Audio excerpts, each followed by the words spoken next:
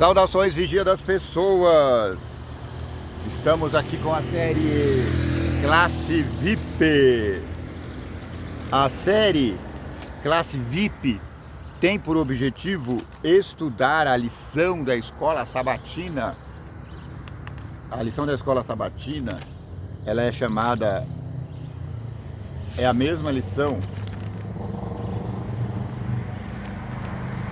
da escola dominical. A gente chama de escola sabatina porque ela é feita no sábado. Ou não, porque sabatinar é perguntar. Então a lição é uma lição de perguntas e respostas.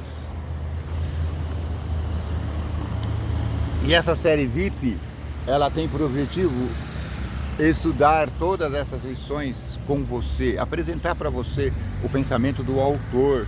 Nesse trimestre nós estamos falando de Schaeffer, esqueci o nome do homem.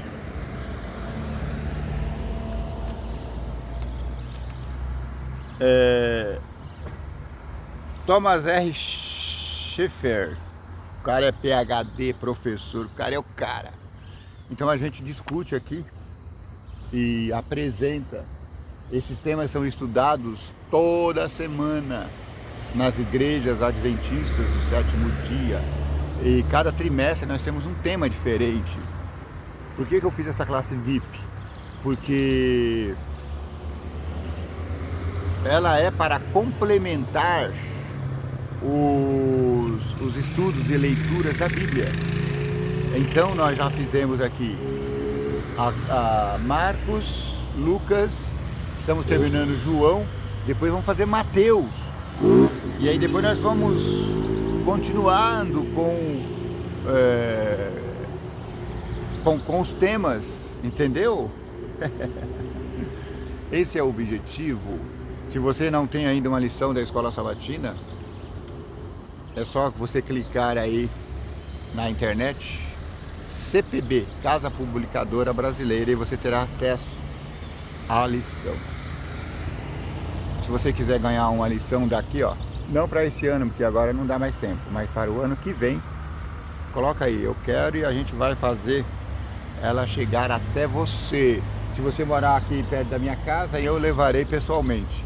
Se você morar lá do outro lado, no Iapoque ou no Chuí, você vai pagar só a despesa do correio, entendeu? O caminho, a verdade e a vida. Lição 10. Verso para inculcar. Ninguém jamais viu a Deus. O Deus unigênito que está junto do Pai é quem o revelou. João 1,18. Leituras da semana. João 13, 1 ao 20. João 14, 1 ao 3. Daniel 7, 27. João 14, 5 ao 11. João 1, 14.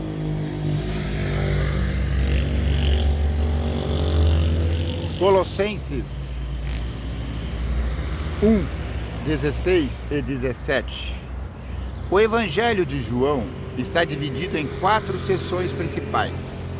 O prólogo, João 1,18. O livro dos sinais, João 1,19, 12 ao 50. O livro da glória, João 13, 1 ao 20 e 31. O epílogo, João 21, 1 ao 25.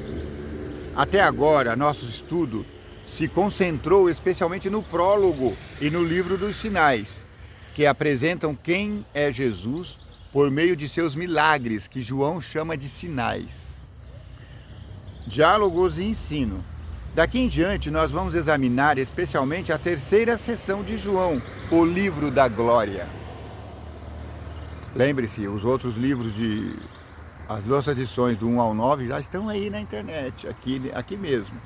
Se você quiser me dar o privilégio, pode seguir. Ou se você quiser uma coisa mais profissional, também tem aí os eruditos apresentando a mesma lição. Eu até recomendo o Dr. Samuel Ramos, a quem eu tenho uma especial predileção. está aqui nas montanhas da internet. É interessante observar que as famosas 7 declarações de Jesus, que começam com as palavras eu sou, formam uma ponte entre o livro dos sinais e o livro da glória. Cristo afirma ser o pão da vida, João 6:35, 41, 48, 51. A luz do mundo, João 8:12, João 9:5. A porta, João 10:7, João 10:9. Eu sou o bom pastor, João 10:11 e 14. A ressurreição e a vida, eu sou a ressurreição e a vida, João 11:25. Eu sou o caminho, a verdade e a vida, João 14:6. Eu sou a videira verdadeira, João 15:1 e 5. Na lição desta semana, começaremos estudando o propósito do discurso de despedida e da sua introdução, que descreve o significado, descreve o significativo episódio no qual Jesus lavou os pés dos discípulos. Em seguida, avançaremos para a declaração eu sou, do capítulo 14. Eu sou o caminho, eu sou a verdade, eu sou a vida. Ninguém vem ao Pai senão por mim. Eu lhes dei exemplo. O discurso de despedida de Jesus, João 13:17, traz instruções aos discípulos a respeito do futuro. Seu padrão literário é semelhante à despedida de Moisés em Deuteronômio. É semelhante à bênção de Jacó aos seus filhos, Gênesis 47:49. E as instruções de Davi a Salomão, 1 Crônicas 28 e 29. Jesus confortou os discípulos em relação à sua partida e prometeu um substituto que o representaria. Quem era esse substituto? O Espírito Santo, um outro igual a Jesus. Um outro Jesus. Além disso, predisse que os discípulos enfrentariam tristeza, João 15:16, e os exortou a permanecer fiéis, João 15. Leia João 13:1 ao 20. O que aconteceu naquele momento e por que essa história é tão importante? Que lições Jesus procurou nos ensinar?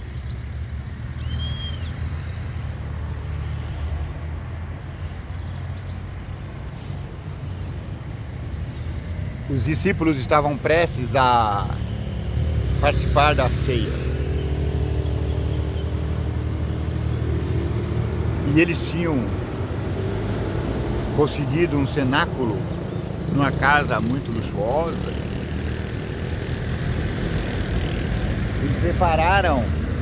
Eles prepararam os preparativos para a ceia da Páscoa. Só que por algum motivo eles chegaram lá e os servos não estavam lá. Quando chegava o visitante, tinha geralmente um servo que vinha e lavava os pés do chegado, do recém-chegado. Antigamente as pessoas andavam de chinelo, de sandália, e as estradas eram empoeiradas. Era costume a pessoa chegar e lavar os pés para entrar a casa e participar da festa. Era costume que um servo ou escravo lavasse os pés das pessoas que chegavam para a refeição. Mas nenhum servo estava presente na noite em que Jesus fez sua última refeição com os discípulos antes de ser preso. Para a surpresa de todos, o próprio Jesus se levantou da ceia, lavou os pés deles, João 13:4 e 5. Descreve as ações de Cristo passo a passo. Este momento é narrado em detalhes para destacar o ato inacreditável de humildade do Mestre. Esse foi o maior ato de humildade de Jesus. Ele diz: vós dizeis, eu sou mestre, e eu sou. Porém, eu estou lavando os vossos pés. Ora, se eu, sendo mestre, lavei os vossos pés, lavai os pés uns dos outros. Trocando em miúdo, sedes humildes.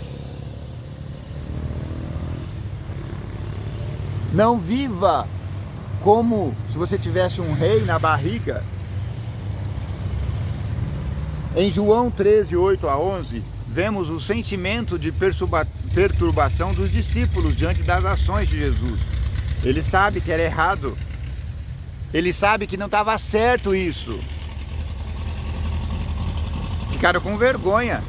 Como poderia Jesus, o Mestre e Senhor, realizar uma tarefa tão banal, tão humilde? Pedro recusou-se a permitir que Jesus lavasse seus pés, mas foi informado: tá bom, você não quer que eu lave seus pés? Só que você vai estar fora do reino de Deus. O quê?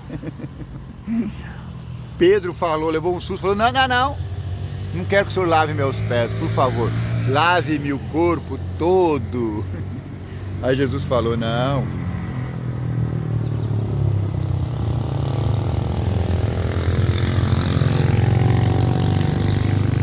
Não precisa, meu amigo. Você tomou banho quando veio para a festa. Só o seu pé está empoeirado.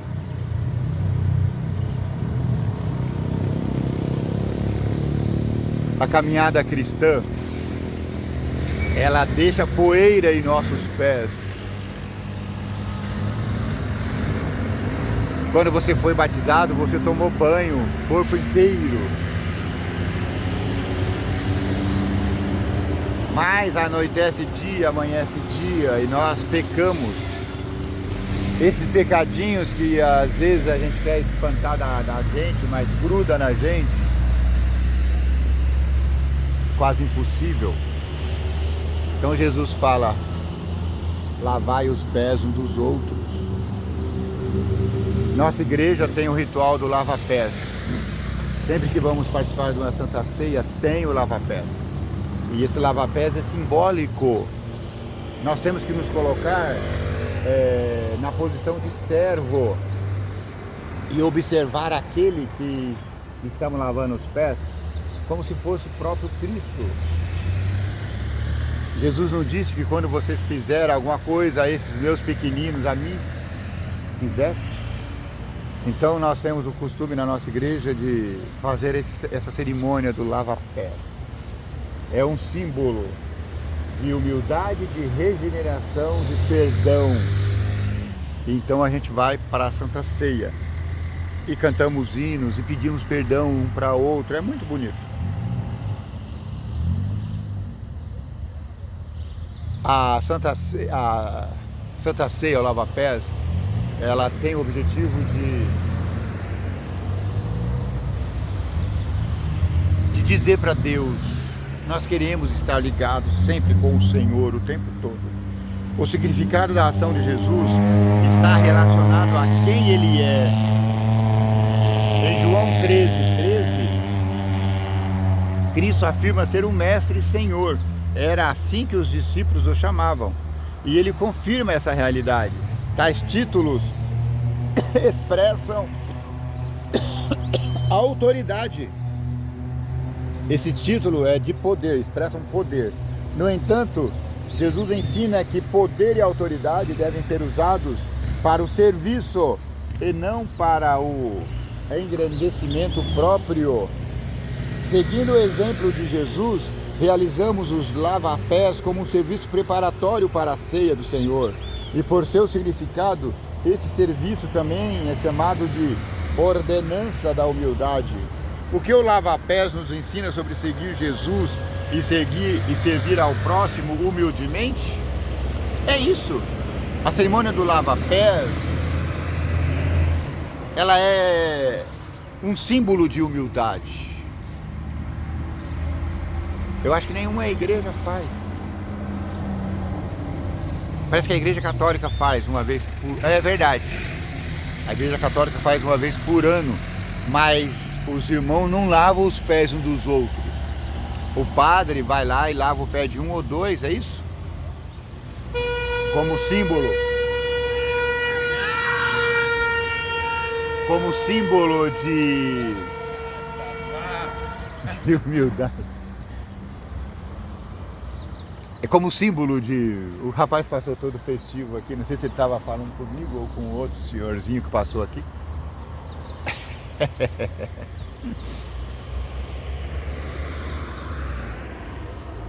Eu esqueci realmente.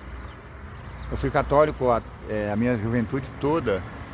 Eu lembro que tinha o lava-pés. Eu não lembro agora se era todo mundo. Não, não era todo mundo. Eu sei que o Papa lava. O bispo, porque na nossa igreja era o padre, depois a nossa igreja virou a catedral. E aí o bispo fazia esse ritual. Só que eu não sei se ele lavava de uma pessoa só simbolicamente. Mas eu acho que esse rito é tão importante que ele deveria ser feito em todas as igrejas, sabe? Ali você mostra o que é humildade, entende? Então, ao você lavar o pé do seu irmão, você se coloca na posição de Jesus como ser humilde. Você se coloca na posição de humildade. E ao você lá,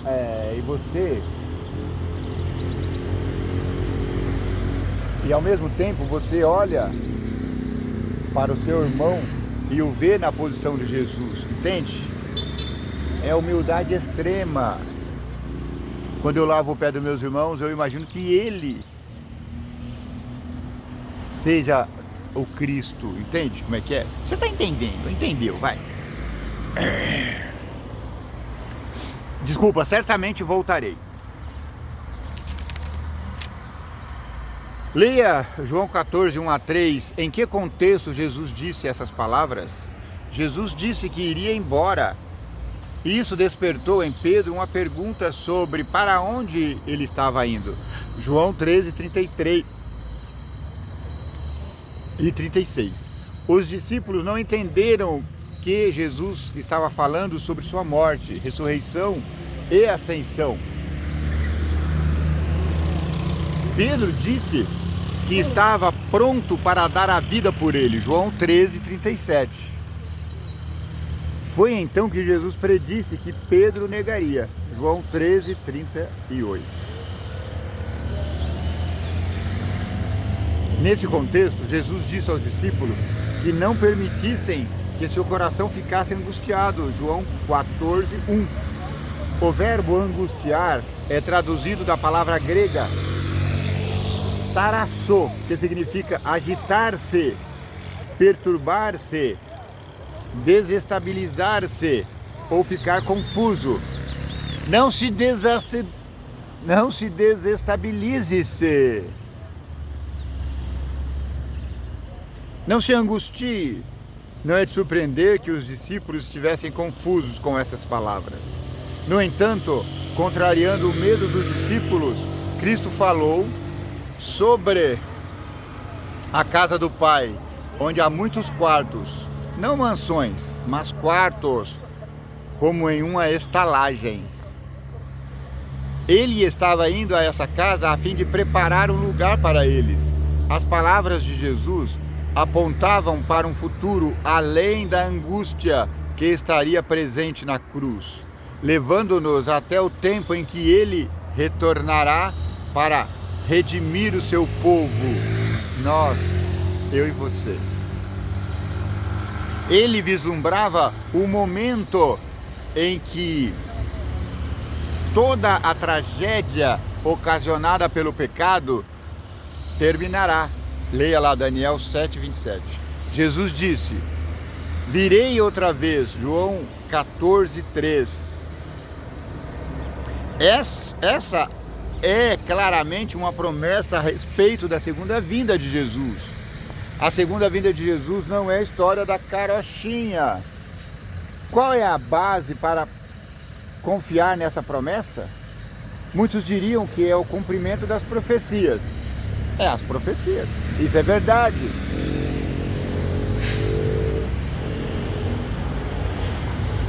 Mas em João 14:3, a base é apresentada de forma diferente. A palavra virei em grego está no tempo presente. Venho ou estou vindo. Esse uso em grego é chamado de presente futurista. Um evento futuro é mencionado com tanta certeza que é descrito como já tivesse acontecido.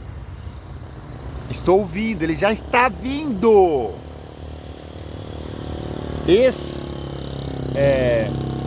Assim, poderíamos traduzir a frase dessa maneira: certamente voltarei. A base da esperança inclui o cumprimento das profecias, certo? Mas se fundamenta especialmente em nossa confiança naquele que fez a promessa, na nossa fé em Jesus Cristo. Tem fé em Deus, se a terra oculta o sol. Não vai embora, parei.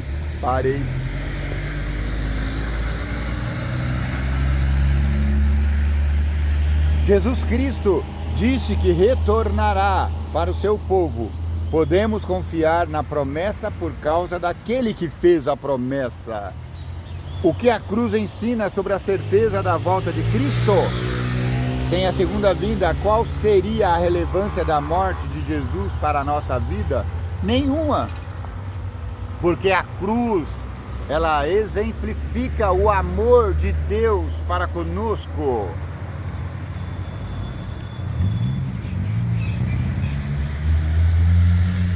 Eu sou o caminho, a verdade e a vida. Que pergunta Tomé fez? Como Jesus respondeu? João 14, 5 e 6. À primeira vista, o questionamento de Tomé pode parecer bastante lógico. Se você não sabe para onde alguém está indo, como poderá segui-lo? Jesus inverteu a questão ao indicar que ele mesmo é o caminho. Para onde vai? Como é que nós vamos te seguir? Eu sou o caminho. Siga-me. O caminho para quê? Para o Pai. O prólogo do Evangelho, João 1, 1-18, destaca a íntima conexão que existe entre o Pai e o Filho. O verbo em grego quer dizer logos, que é Jesus Cristo. João 1,18 diz que quem revelou o Pai é o Deus unigênito. O termo grego monoganês, traduzido como unigênito, significa único ou singular. A palavra revelou é traduzida pelo verbo grego exegeomai, que significa explicar, interpretar ou expor. A palavra exegese, que está ligada ao estudo da Bíblia, vem desse termo. Exegese é compreender o que o texto está dizendo. É uma matéria de teologia que está ligada ao estudo da Bíblia. E exegeomai quer dizer revelar o significado. Por isso exegese. Você já estudou exegese bíblica? Eu já estudei. É porque a Bíblia não foi escrita para nós. Claro, ela é para nós, mas ela foi escrita para outros povos de 2.000 anos atrás, 3.000 anos atrás, com outras línguas. Então nós precisamos nos debruçar mais demoradamente no texto. Com isso não estou dizendo que só o entendido teólogo tem... Não. Eu estou dizendo que ao debruçar na Bíblia, ao comparar um texto com outro texto, ao estudar diariamente, você chega nessa compreensão exegética, entende? Porque a Bíblia tem suficiente revelação para a salvação. Mas existe mais coisa além de só isso. Aliás, que só isso já seria tudo isso. A Bíblia é tão simples que qualquer um que compreenda, que saiba ler, pode chegar ao entendimento. Mas chegar ao entendimento não é o total. O total é o estudo sistemático. Por isso nós temos o estudo da lição semanal. Por isso existem os cursos de teologia. Por isso existem os cursos de ciências. O homem não é um ser estagnado. Estagnar-se é morrer. Jesus é o elo com o Pai, aquele que explica, aquele que interpreta o Pai para o mundo caído. Assim, ele é o caminho para o Pai. Sem ele, ficaríamos perdidos em nosso entendimento. Eu estava vendo hoje de manhã aquela série chamada Ataque Total, Massacre Total. Essa série é de um renomado estudioso chamado Walter Veitch. Ele fez uma série, essa série que ele fez, Ataque Total, ela é composta de pelo menos 25 vídeos gravados ao vivo, ou seja, sem edição. E o capítulo 13 e 14 fala a Guerra das Bíblias. E ele fala sobre o maior ataque feito nas Bíblias. Estudiosos, inescrupulosos, ele cita lá os caras,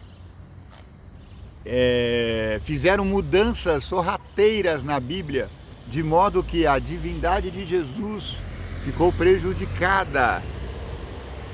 Então, se você quer estudar mais aprofundadamente esse tema, vai aqui no YouTube, procura lá.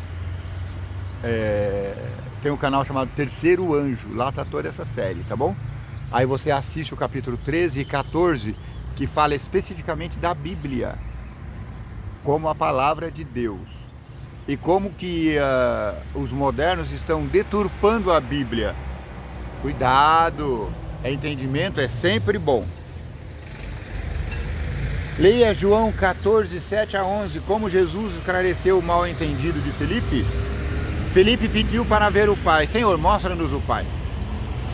O que nenhum pecador pode fazer e continuar vivo. Êxodo 33, 17, Êxodo 34, 9, João 1, 18. Jesus reprovou a falta de compreensão do discípulo e enfatizou que quem ouviu, viu o Pai. João 14, 9. Logo fica claro que Jesus Cristo é o caminho para Deus. Sem ele o caminho é escuro. Ele é a luz que ilumina a estrada para Deus. Jesus une três palavras: caminho, verdade e vida. Em João, o termo caminho é usado em apenas outro texto, João 1,23, que se refere ao fato de que João Batista preparou o caminho para Jesus. Contudo, verdade e vida são temas importantes em João. O estudo de quarta-feira e quinta-feira enfatizará o conceito de verdade, tema crucial de um mundo em que a própria existência da verdade tem sido questionada. Estudo de terça e quinta-feira. Então, tchau, até terça e quinta. Não, é só virar a página. Ó. Estamos na terça, agora vamos na quarta e na quinta. Tá vendo? Vamos saber o que é verdade, o que é vida. Eu sou a verdade.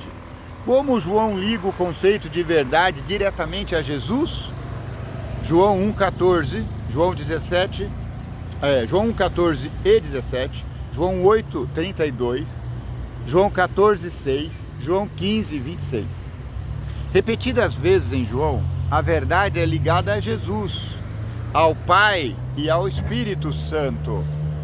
A verdade é conectada com Jesus, o Verbo, e com a luz, e contrasta com as trevas. João 1 a 14, João 3, 19 a 21. A mentira está ligada ao diabo, a mentira está ligada ao pecado. João 8, 44 a 46. Assim, a verdade, segundo João, não é apenas uma questão de fatos e informações.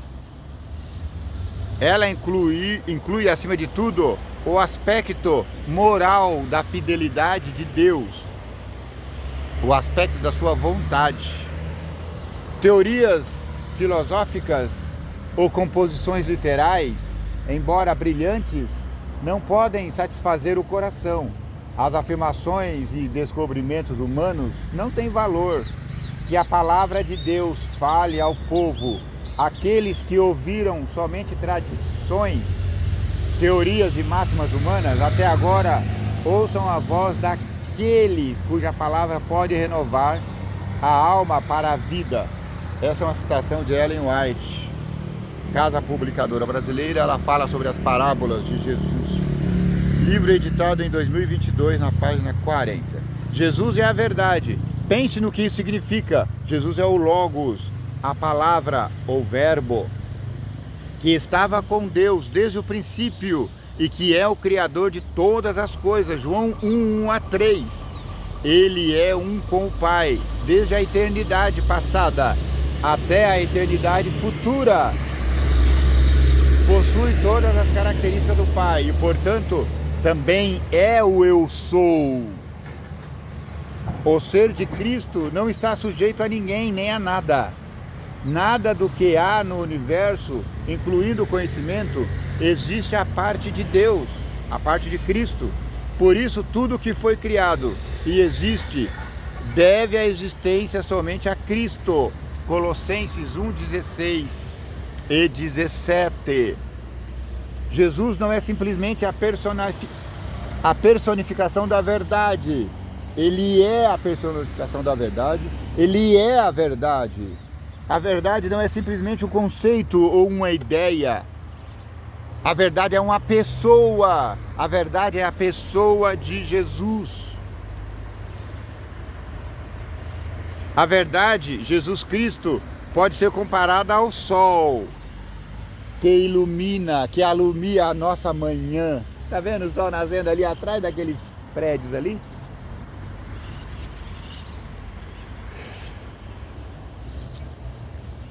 João 8:12.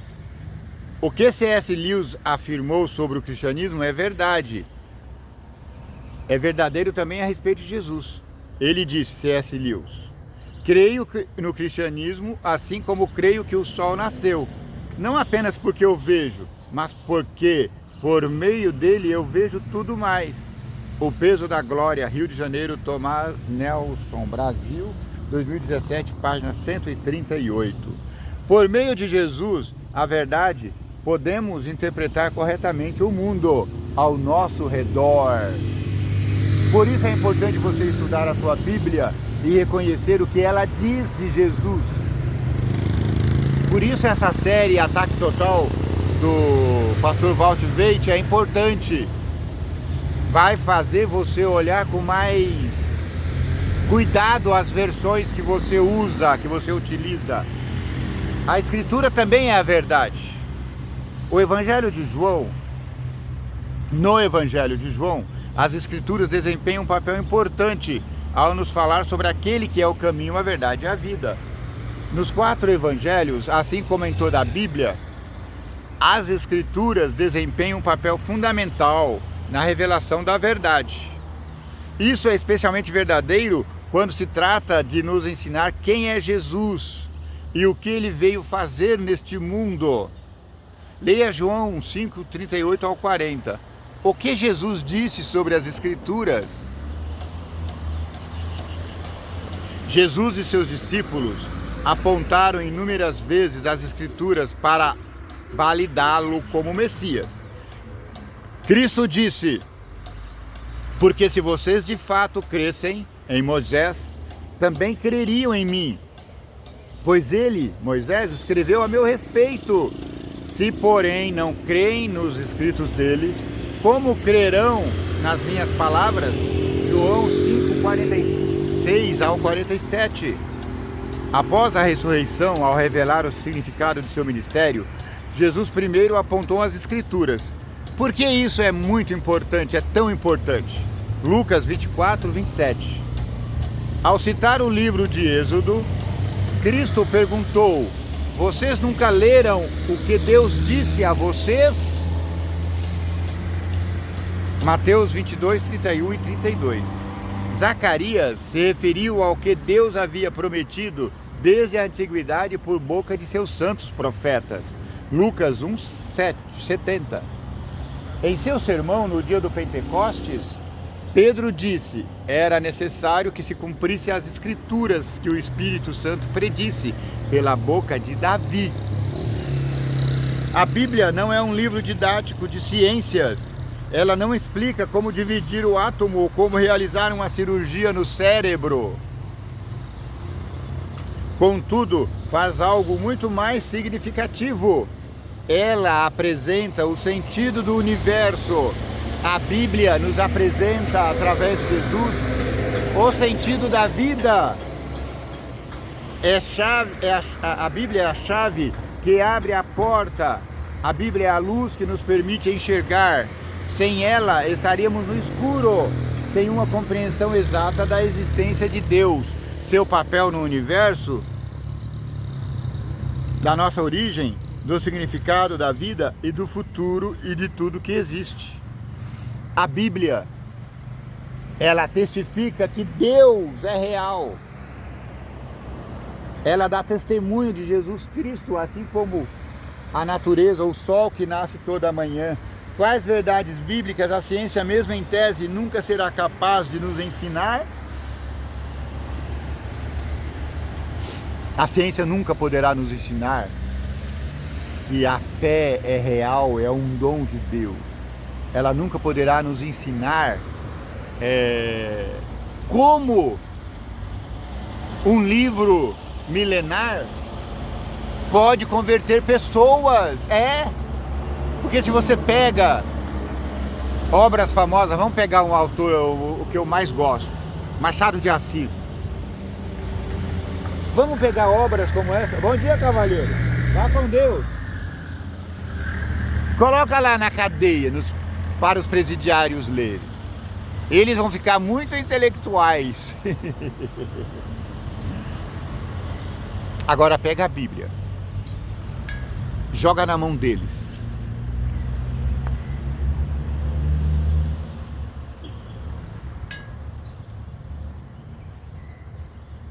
Pessoas mudam da água para o vinho. Homens rudes, cruéis, matadores, viciados, mudam completamente. Lembra da experiência do Gadareno? O cara era um louco, um lunático, vivia pelos túmulos, gritando. Ao se aproximar de Jesus, ele mudou da água para o vinho. E quando viram, ele estava ali aos pés de Jesus, com um semblante límpido. Essa é a transformação que Jesus faz na pessoa. Essa é a transformação que esse livro poderoso tem. Por isso, esse livro é diferente da literatura.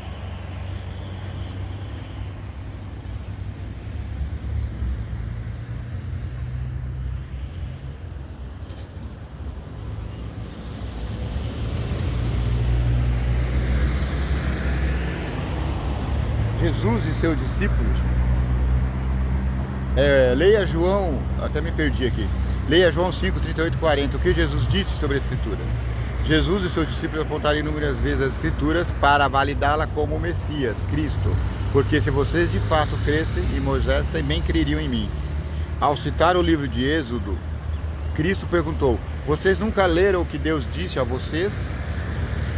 Zacarias se referiu ao Deus que havia prometido desde a antiguidade por boca de seus santos, os profetas. Lucas 1,70. Em seu sermão, no dia de Pentecostes, Pedro disse: era necessário que se cumprisse a escritura que o Espírito Santo predisse pela boca de Davi. Atos 1,16. A Bíblia não é um livro didático de ciência. A Bíblia não é literatura. Ela não explica como dividir o átomo ou como realizar a cirurgia de um cérebro. Ela faz algo muito mais significativo. Ela apresenta o significado da vida. Ela converte. Ela é a chave que abre a porta. Ela é a luz que nos permite enxergar. Sem ela, estaríamos no escuro. Quais verdades bíblicas a ciência mesmo em tese nunca será capaz de nos ensinar? Para finalizar, eu quero ler um texto aqui. Livro de Ellen White, O Desejado de Todas as Nações. Casa Publicadora Brasileira dos 2021, página 371. Olha o que ela fala. Na iluminação de Jerusalém, o povo expressava sua esperança da vinda do Messias. Para Jesus, aquela cena tinha um significado mais amplo. Cristo, a fonte da luz espiritual, ilumina as trevas do mundo. O símbolo, porém, era imperfeito. Aquela grande luz que sua própria mão havia colocado no céu era uma representação mais fiel da glória de sua missão. Era de manhã. O sol acabava de erguer sobre o Monte das Oliveiras. Seus raios brilhavam com ofuscante claridade nos edifícios de mármore, fazendo reluzir o ouro das paredes do templo. Então Jesus aponta para ele e disse: Eu sou a luz do mundo. Você está vendo essa luz ofuscante que está aí nas paredes de mármore do templo? É bom, não é? Sim. Mas isso não é nada comparado comigo, disse Jesus. Bom dia, minha irmãzinha. Eu sou a luz do mundo, foi o que disse Jesus. Eu sou a luz do mundo. Se você quer ver algo diferente da mesmice do dia a dia, comece a contemplar Jesus Cristo através de seus ensinamentos bíblicos. Porque esse livro pode apresentar Jesus como a porta, como o caminho, como a luz. E como porta, ele permite que entremos para a glória. Como caminho, ele nos permite chegar ao céu. E como luz, ele nos permite ver claramente. Que o vigia das pessoas te abençoe e te guarde. Que o vigia das pessoas tenha misericórdia de ti. Que o vigia das pessoas faça resplandecer o teu rosto sobre ti. Que o vigia das pessoas te dê paz.